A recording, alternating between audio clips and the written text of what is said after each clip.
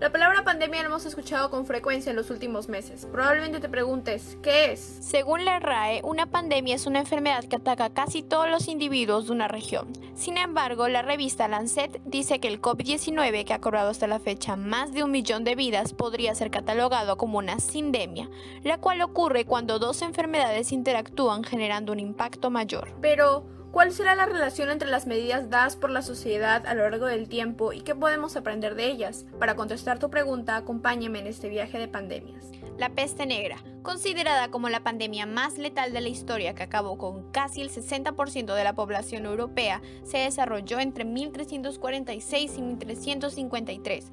Tuvo su origen en una bacteria llamada Yersinia pestis, cuya transmisión fue de las pulgas de las ratas a los humanos, llegando así de país en país a través de las embarcaciones.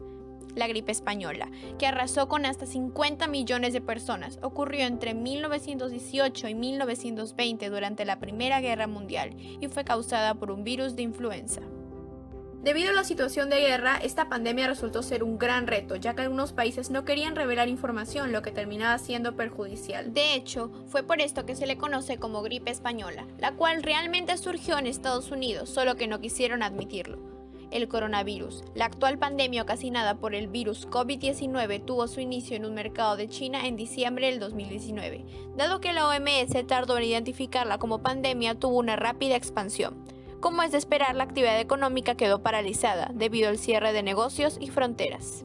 En la peste negra se vivió una edad de hielo que causó un descenso de las cosechas, dejando una población aún más vulnerable. Por otro lado, la informalidad es un problema que sobresale en la pandemia actual. Miles de personas que viven del día a día se quedaron sin ingresos, como es el caso de estos ciudadanos. Vendo, como, yo tengo mis hijas, una hija madre soltera, tengo que dar de comer a mi nieta. Con respecto al impacto, no solo fue en la economía, sino también a un nivel social y mental. Veamos qué nos dice el doctor Felipe Alarcón. El 23% de las personas que están sometidas a algún encierro o alguna situación de pandemia pueden presentar ánimo bajo. Irritabilidad más o menos en el 57% de las personas, cansancio emocional, nerviosismo, tristeza. Esta situación trae un cambio de rutina y nuevos hábitos. Durante la peste negra las mascarillas solo las usaban los médicos. Ya en la gripe española su uso se fue expandiendo a toda la población, llegando hasta nuestros días de pandemia como algo obligatorio.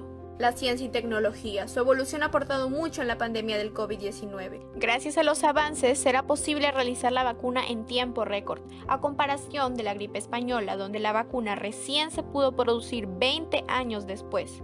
¿Y qué decir de la peste negra, donde las teorías del origen de la enfermedad abundaban a falta de un sustento científico? Sin embargo, algo que no cambia es la necesidad de buscar medidas para enfrentar estas pandemias. Hablemos de la cuarentena.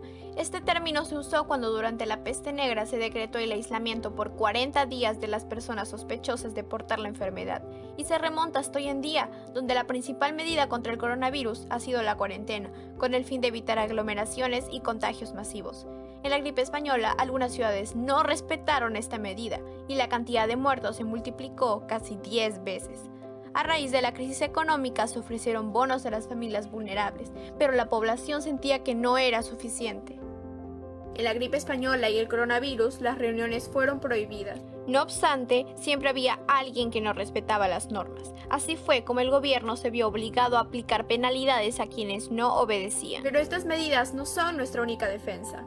Cada uno de nosotros cuenta con su sistema inmunológico encargado de defendernos contra los agentes patógenos. Nuestra primera defensa son las barreras principales, como las mucosas, lágrimas, ácido estomacal y la piel. Si el virus o bacteria las traspasa, son rodeados por el sistema de complemento hasta que lleguen los refuerzos. Además, la temperatura se eleva para evitar que el microorganismo se reproduzca.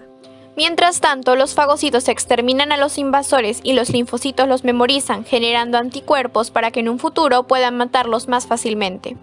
En resumen, las pandemias nos han visitado más de una vez en la historia. Ante esto, hemos tenido la necesidad de hacerle frente planteando medidas tales como la suspensión de clases, distanciamiento social, cierre de fronteras o uso de mascarilla.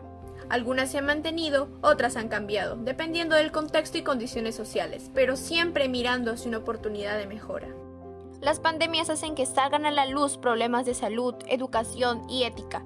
Puede que no haya un sistema de salud adecuado, la educación no llegue a las zonas más necesitadas o que las personas no respeten las normas. Como consecuencia, nos damos cuenta de que necesitamos trabajar por una sociedad empática y consciente de la importancia de remar hacia un mismo lado.